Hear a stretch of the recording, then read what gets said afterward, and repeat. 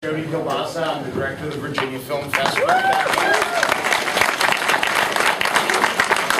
20th anniversary, we're presented by the University of Virginia and the College and Graduate School of Arts and Sciences, and I'd like to welcome you to a screening of The Manchurian Candidate. It is the 50th anniversary of The Manchurian Candidate, and this is a part of a larger series for us in partnership with the Library of Congress, celebrating the National Film Registry. This is one of many films that have been deemed culturally and historically significant and added to that National Film Registry. So we're thrilled to be able to offer it as part of our 25th anniversary this year.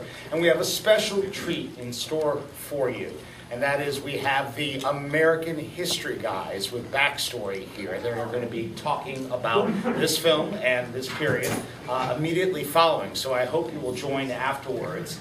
And of course, the American History guys are comprised of Peter Onuf, who is the Thomas Jefferson Memorial Foundation Professor of History at UVA, also the author of 11 books.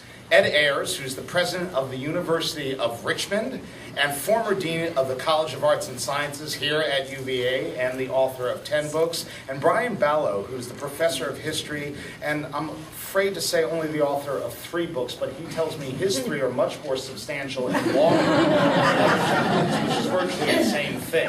So that being said, I guarantee you will have a fun time with these gentlemen afterwards, so stick around afterwards. And gentlemen, thank you for doing this. Take care. Tough act to follow. We'll do our best. I'm Brian Balogh, 20th century guy. I'm backstory with the American History guys. And I'm here with my radio buddies. On my left is Ed Ayers, the 19th century guy. And on my right, Peter Onuf, 18th century guy. Our executive producer, Andrew Wyndham, went all out and got us the entire tub of popcorn for this occasion. It comes with refills, I understand. It comes with refills, so just come on up. Popcorn on the house. We thought we'd say a few words about this film. I was really thrilled with this gig because finally I figured, 20th century. What could be more quintessentially Cold War, middle of the 20th century? It's all about Abraham Lincoln. Then the man of the 19th century. What are you going to do? The Manchurian Candidate. So I'm going to say a few words about the 20th century, but something tells me that 18th century guy and 19th century guy are going to find a way to put this film in historical perspective. I looked at this film again last night, and what really struck me was the theme of dependency and independence. So on the very surface of it, we're facing this implacable foe, we being the United States.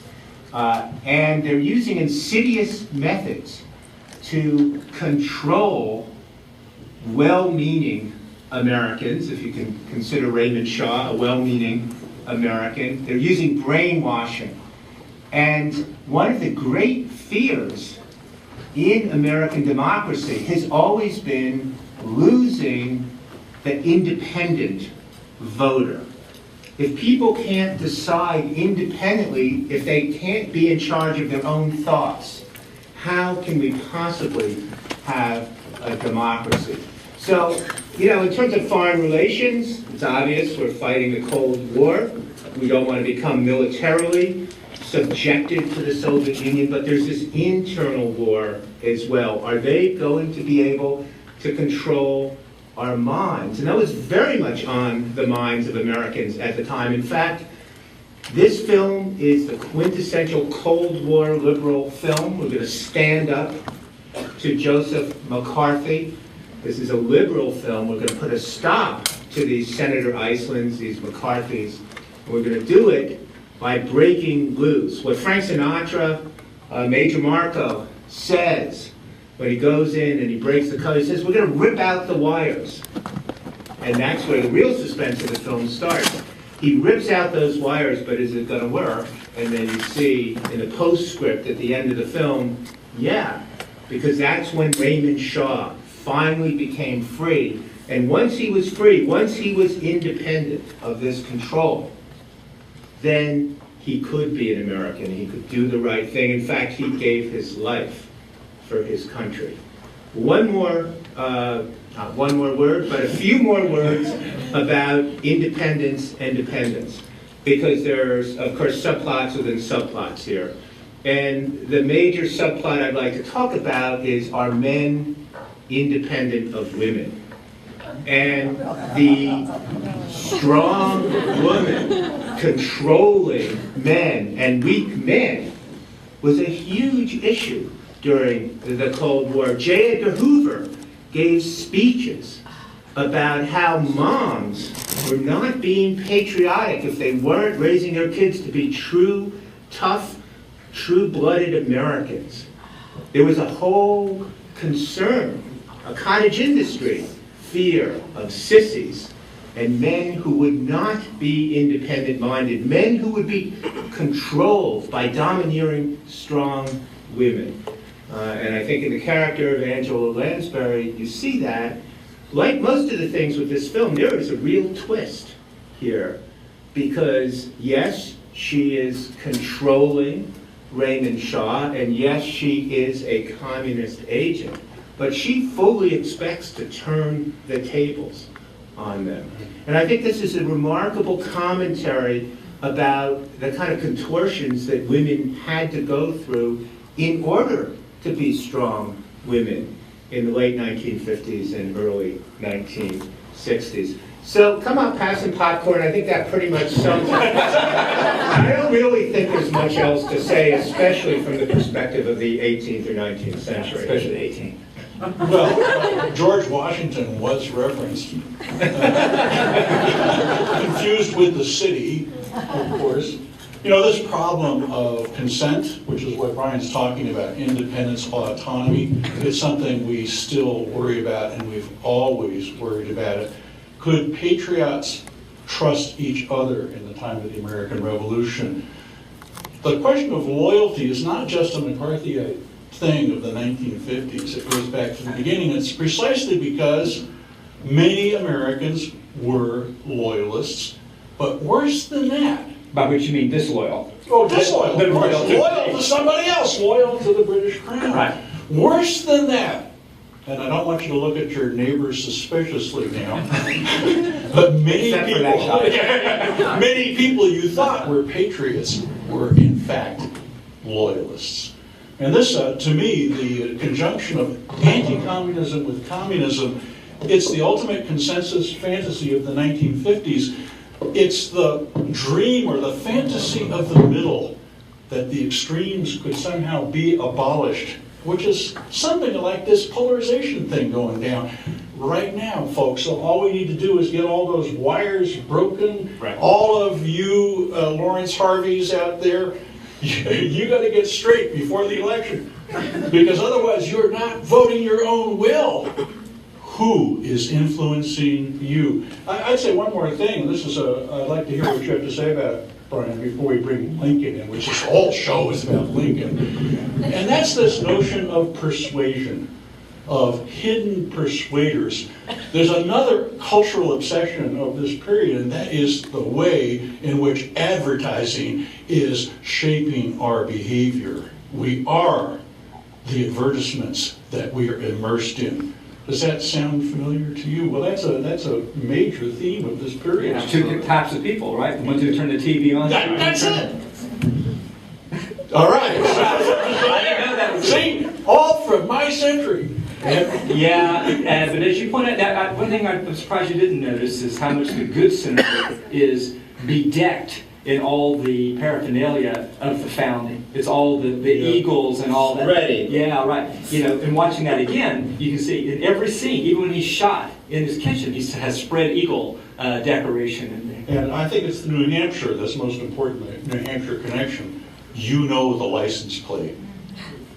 Maybe you don't. Live free or die! That's what the whole show's about. So then he's in the idyllic scenes in New Hampshire, right? So Now, Frank Sinatra is from New Hampshire?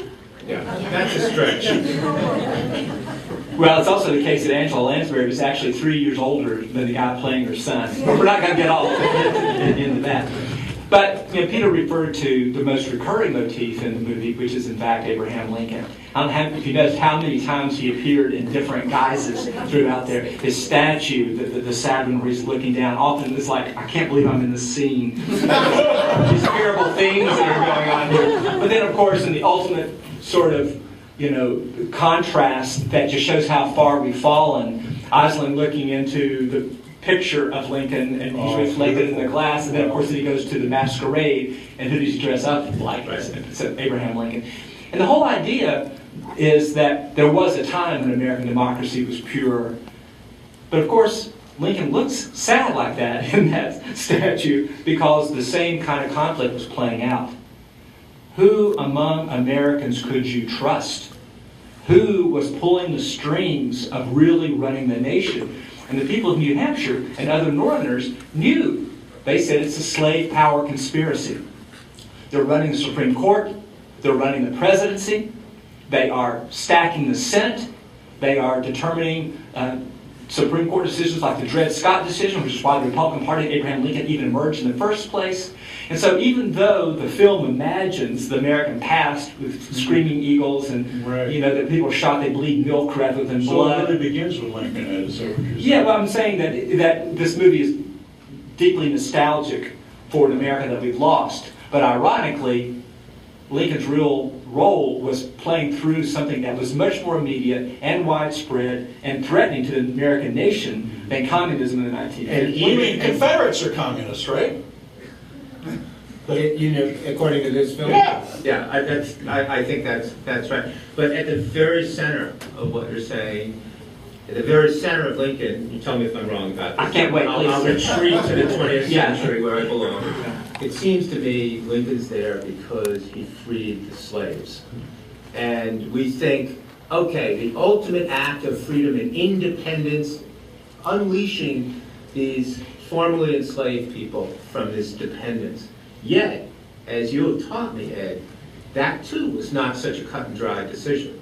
No, but we need in order for a new conspiracy to be all-threatening, you have to have a golden age in the past where things are not lost. Right. You have to have a childhood before things were besmirched, before Angela Lounsbury started abusing you. And so I think that that's the idea. I mean, one thing that struck me about this, Brian, kind of steers back to how progressive this movie was about race. Yeah. To actually have a main character, who is, and even having the sense of humor to actually have an African-American garden party, on the other side. Where all the ladies are African Americans is incredible. And a major authority figure, the psychiatrist is black. So this is 1962. It seemed striking to me. Do you think that was a part of this liberal fabric of it? I think it was, and I think it was much more liberal than many of the liberal Democrats in power at the time, to tell you the truth.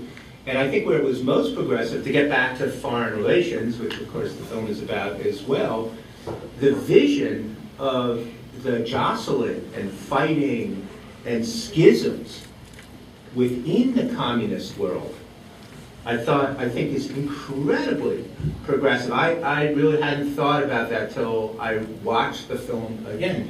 1962, to recognize the kind of differences between the People's Republic of China, North Korea, and the Soviet Union. Frankly, if our leaders, and I'm now speaking about John F. Kennedy and Lyndon Johnson, had recognized those kinds of schisms, we might not have escalated the way we did in Vietnam in 1965. Because we did imagine they were all sitting in a big circle like that, conspiring. Playing dominoes. Yeah, right. That's right. Right. And if I could pick up finally one thing, because I say this so people will know that we're getting ready for questions, just to let you know. So thank you. So, Make them good. the other thing about dependency is, it occurs to me that this movie is like a James Bond movie turned wrong side out. Now, especially the early James Bond movies, I appreciate several of you nodding. That's good, so that I feel like, okay, that wasn't an insane thing to say. And not nodding off. Yeah, that's right. But in a James Bond movie, of course, especially, which is quintessential early 1960s, the women are either pliant playthings. Exactly. And here, every woman's dangerous as a cotton gun. You can't tell. What is that conversation on the train with Janet Leigh? So I did some research for this, and I saw an interview with Frankenheimer and Sinatra, and Axelrod, and they said, we don't know. It was in the novel. I'm not kidding. They just recreated it. And I saw an interview with Angela Lansbury, and she says, such a powerful scene. And they showed scenes again. You remember this. Are you Arabic? No. Are you? Yeah. A good opening line when you're trying to pick up somebody. Yeah. Ben, his son means son in Arabic. Yeah, and she says, if I'm not mistaken, she does say, because I watched it again this morning, I helped build the railroads. And I came from China, and it's like, what is this? And so, but the point of all of this is, it has all the trappings of a sort of a falling in love scene on the train. She's helping with a cigarette and all this. But they're speaking in what sounds like code. Are they trying to trigger, the equivalent of Queen of Hearts to the other one? Right. But then they go on and have this kind of domestic relationship. And Brian was asking me if he thought that the beautiful young girl who saves the guy improbably by taking her blouse off, with the snake bite, why was she doing in Paris? And was she also sort of... And of course, showing up as the Queen of Diamonds? Yeah. Whoa. It could happen. And the other thing that the novel had that the movie does not is that it ends actually with Angela Lansbury and her son actually having sex. So they came close. Yeah. And so the kiss is just a mere reflection of that. But the novel is in many ways, as I said, it really is a James Bond movie where they're the ones going to trick. The villains do look like James Bond villains, But instead of getting blown up in their island in the ocean or their spaceship, they're calling the shots and making people kill each other. So I think in many ways it's this film is no one genre, but one thing it's not is the macho fantasy of the single guy saving the free world and getting a cute young woman in the process. And so this just turns it all wrong side down. So as you talk about dependency, that's what struck me about it. And if you're going to go into my century, I'll just go into yours. You are welcome. And you all are welcome. We've got about 10 minutes left to take some questions. We got two already in the back. Yes, you. The one who are looking around, see if it's you. It is. Talk about this movie in relationship to the newer Manchurian Candidate movie that came out, the early 2000s? Yeah, 2004, Denzel Washington. The villains of that movie are capitalist. Global capitalists. Yeah. Oh, the worst kind. And so that tells you a lot about the way that things changed. Now, soon after this, the concept of brainwashing fades away. People don't believe that there is brain. It's only for a few years in the 50s that it takes longer than 3 days. So don't worry. That's right. But if you watch enough commercials on television for elections, you might be. So I think, I don't remember all the details, but that's the most important thing, is that the communist threat becomes the capitalist threat. And so I think these movies always identify some important fear. Now, the question is it just the filmmaker's fear, or are they tapping into the zeitgeist, some real subliminal thing in some ways? You had your hand up first, and I'll stand up because I'm sitting so far forward so they can hear me. I'm going to use one of my favorite words. It's called hoodwinkable. I find in the current political climate that people are appallingly hoodwinkable. Brainwashing is something that has gone out of fashion, as you said, and George Romney had to take Ike in 1964 because he used it in public. But let's say since Thomas Frank wrote What's the Matter with Kansas? Yeah. Ever since then, I've been thinking about this, and the Republican primaries are a good example of what people are incredibly hoodwinkable, and it seems like that's sort of the modern version of being really stupid. And I would like all of you can bring anything from any century you want from our lives and our century on here. I can't stand it. I can't stand the stupidity. Now, my daughter tells me she's trying to raise her 3 sons that they don't go around thinking that the world is stupid because they're pretty bright kids. And I'm saying, Laura, I don't see how you could possibly present that because they are. So that's the kindest, warmest, bravest thing I've ever seen. I feel exactly the same way. I think there's a big, big difference between now and then. We mentioned consensus, and if a few of you are old enough to know about this, this was the heyday of bipartisanship, particularly on foreign policy. The idea that anybody was straying off the farm was unthinkable, but precisely because it was unthinkable, people thought about it all the time. What we did in the later 60s, those veterans from those days will recall this, is we got over psychology and we got into ideology and we knew who our enemies were. And so just it's sort of an echo of McCarthyism now from the left of all those fascists, the word fascist, I love to hear it there, all the fascists who were dominating American institutions, the military-industrial complex, all these people. It was people on the left as well as the right who knew their enemies. You did not know your enemies at this time. And so you were constantly fearful. Oh, everybody she doesn't like is a communist. So an artificial bipartisanship is making everybody suspicious of everybody. Yes! So down with bipartisanship. Yes. Actually, I had a question less about politics and more about the Denzel Washington film. That will make our executive producer very happy. Okay. I think one of the dramatic differences between the two films is that Denzel Washington doesn't kill himself, and he kind of gets off. And although he does the same thing that Raymond does, and that's got to be symbolic of something. And I'm not smart enough to know what that is. I mean, why would Denzel Washington want to kill himself? He's Exactly. Denzel Washington. More movies to be made. That's as far as I can get. But it is interesting that I don't know if anybody has a theory about why does this main character have an English accent? Because it's Lawrence That's Harvey. Lawrence Harvey. Right. He's It's supposed the to same say, reason Denzel Washington doesn't kill himself. It's because of who he is. No. I wonder if there is But my own theory, trying to be kinder and gentler, or the good guy.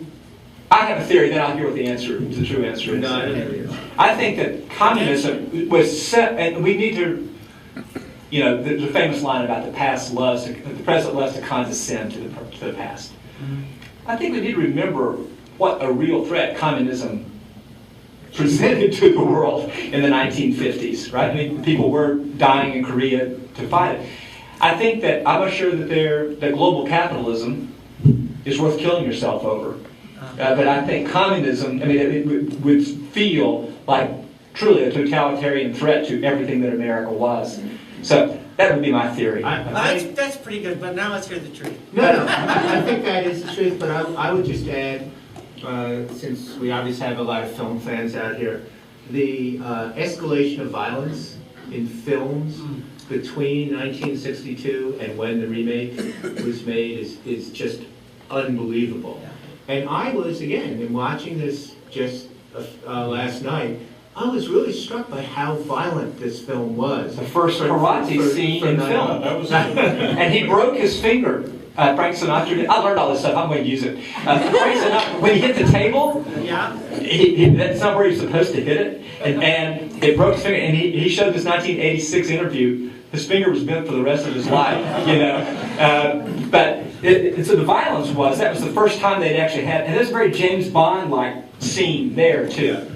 So to actually show the blood splattering on the social realism posters in the back. So I think that made a statement, and I actually think in an age where violence is so gratuitous and It's shocking not to get killed. it's shocking not to get killed. That's not the truth. But He said it makes sense. Stop. I was stop making sense. Yes. Let's have some more questions. The people who made this movie, I assume that most of them, having been in Hollywood, lived through the McCarthy era.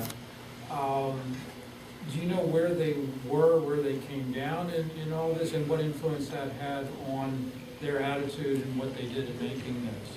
I don't. I do notice they were actually quite young at the time. Frankenheimer was. So he might not have survived the practice. yeah. So that's a way of saying no. It's unfair if you ask It's an actual his- historical And it's question his like century. that. Let it be. And I do know that Frankenheimer went on to make a number of films that were, identifiably liberal. And clearly from this film was to the far left of Cold War liberalism. Yes, in back. Yeah, I took a class with Professor Balogh here in the center, and I was What grade did you get? Payback time. an A, actually. All right. Oh, all right. You can even make a speech. I can't see you, that's why. It's Nick. Oh, Nick, yeah, no, you're much smarter than I am. Go ahead.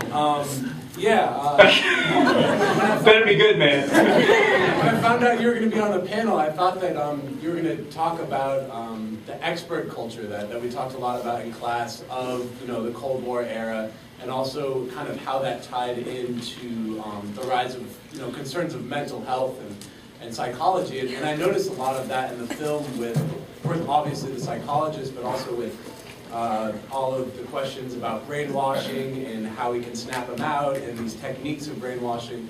I was wondering if you had... I think that's a terrific question, and actually this is another area where I think the film is way ahead of its time. You may recall that we saw a film in class called Dr. Strangelove. That's right.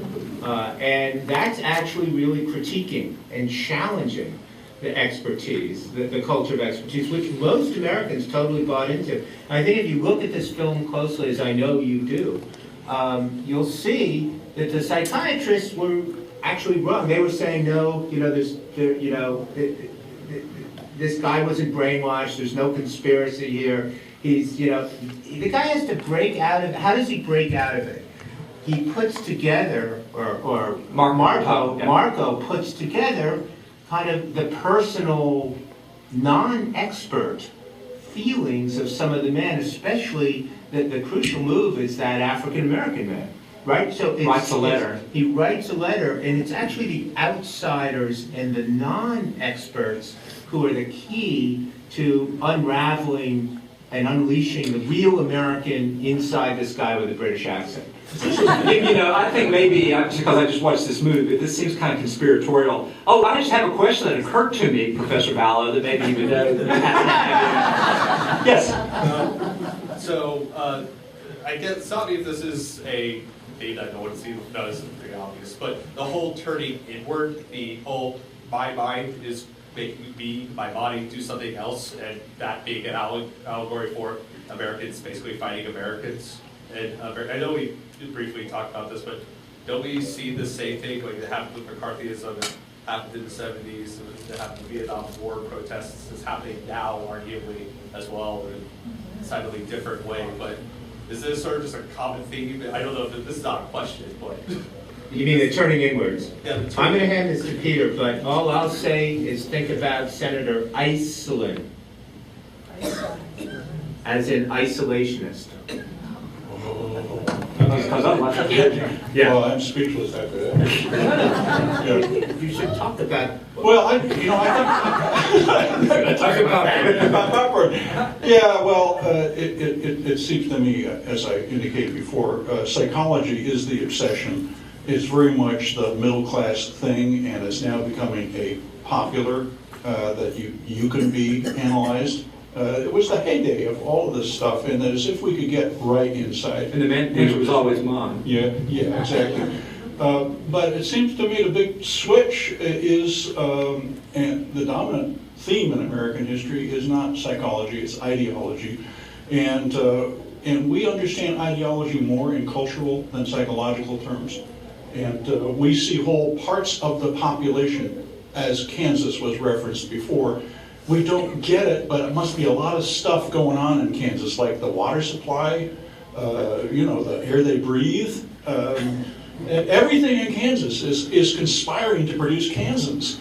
I mean, this is, I think, the way we think about our polarization now. Of course, there's red states and blue states. Well, yes, exactly. That's the way we think. Not red states and blue minds. But as Ed could tell you by showing you on his maps of voting outcomes, that if you get granular, which we strongly urge you to do, get granular, and you'll see that the red-blue distinctions dissolve.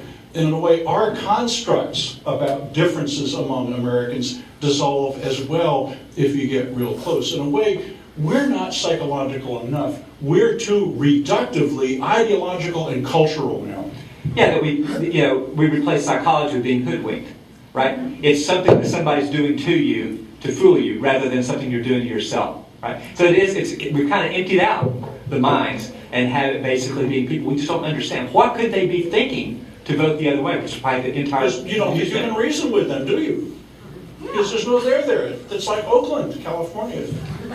Yes. Stein said that about Hello, Oakland. Ed. Hello. Rachel Flynn. Good to see you, Rachel. A couple questions. What did the movie critics say right after this came out? Did it get any Academy Awards? And were there any immediate political ramifications?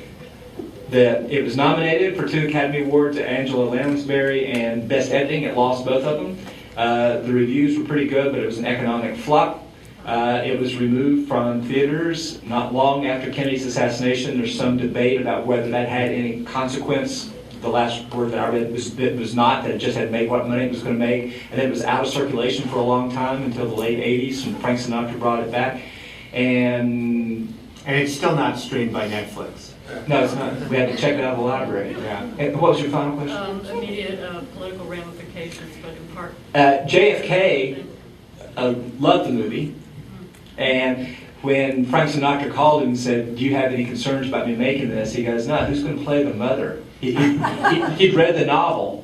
And that's one of the things that made me think about this. He loved Ian Fleming and James Bond, too. So they sort of saw that. So we look at it and it's like, oh, gosh. You know, it's just like such a foreshadowing of what's going to happen just months later.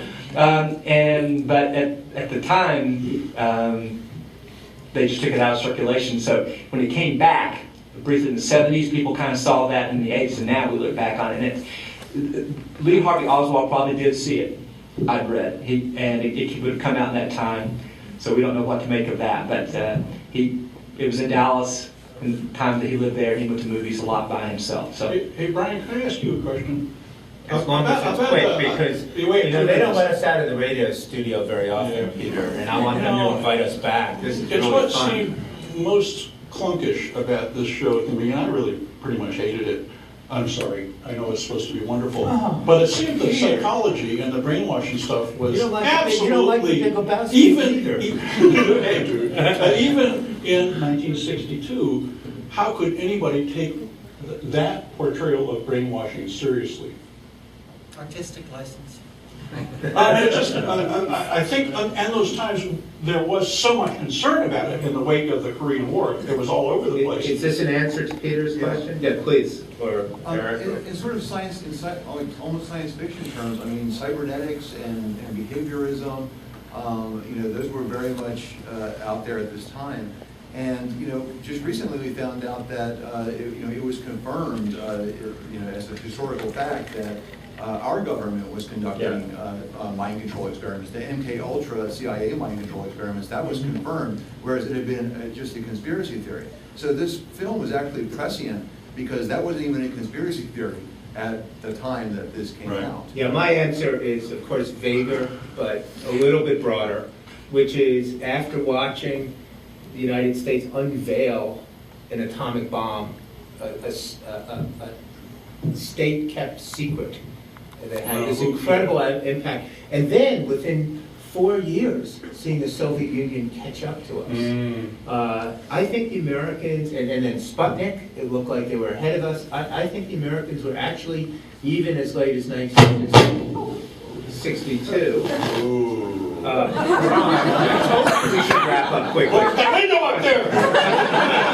The kindest and warmest person I've ever known.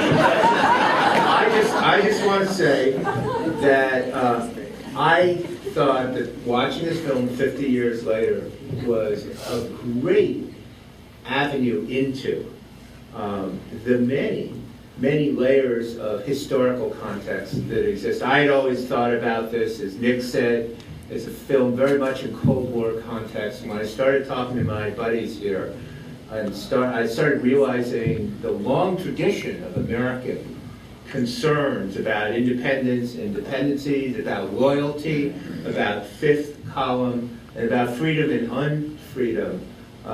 It's hard to just limit this to the 20th century. Boy, are we lucky to have a 19th century guy and an 18th century guy. And we're lucky to have an audience like you. Thanks very much.